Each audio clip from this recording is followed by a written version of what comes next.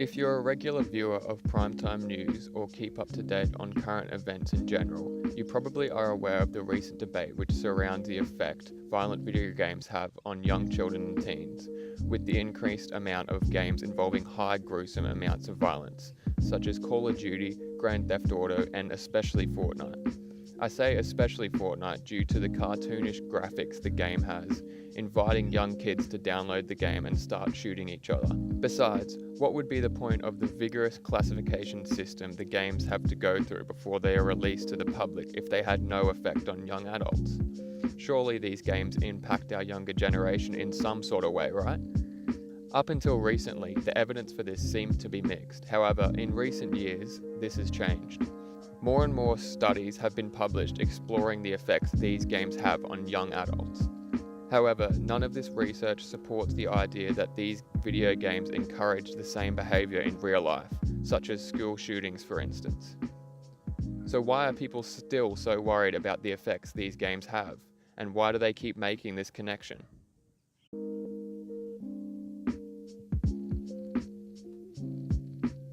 It is tempting to believe what we think ought to be true, especially when people commit such terrible crimes at a young age, such as the Columbine shooting. The media also helps to facilitate this belief, giving the viewers a narrative which is easily plausible and is not far of a leap from what we already believe. People say things such as, "My kid spends a lot of time viewing people shoot each other. Therefore, with enough exposure to this content, it is only right that people are tempted to do this in real life."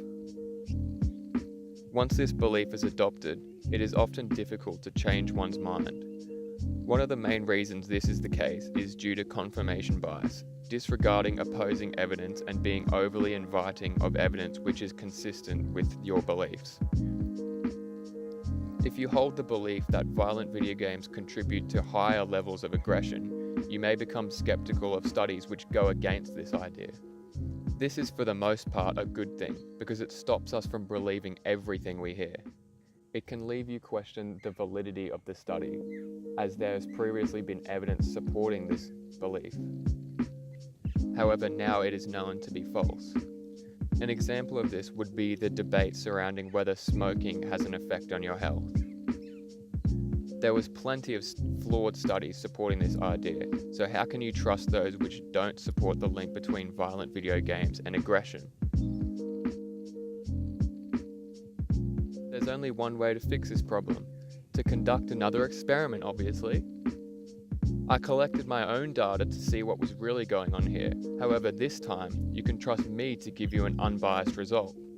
I collected data of 15 students from the University of Queensland who play a varying amount of violent video games, and included a measure of belligerence from the multi-dimensional personality questionnaire with a Chromebax alpha of 0.77.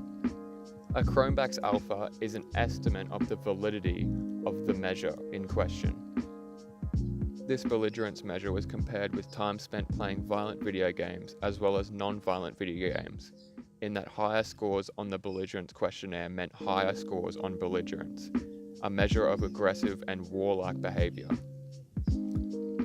Given the small sample size, this survey can only tell us so much about if there is an effect here.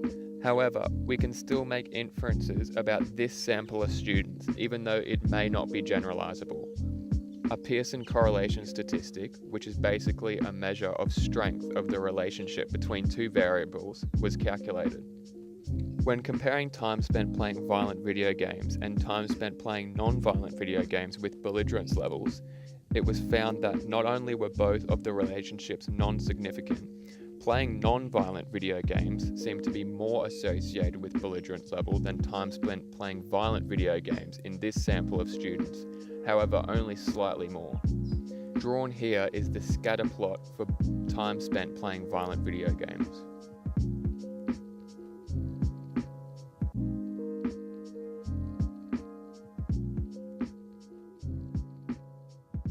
Therefore, I failed to find any relationship between levels of physical aggression and time spent playing violent video games in this sample, and found that the relationship was no different to time spent playing non-violent video games. There have been a lot of positive implications which have been found to come out of spending time on these games also. Augmented reality game Pokemon Go has been found to be associated with various positive responses, including positive affect, friendship formation, and an increased amount of walking. Cooperative gameplay has been seen to reduce aggression in video game partners as well as reduce aggression in non-video game partners. So maybe all that time your child or someone else's child is spending playing video games is actually good for them in some ways. I encourage you to just rethink your position on the effects of video game violence and young adults' mental health, and not let the media dictate your opinions.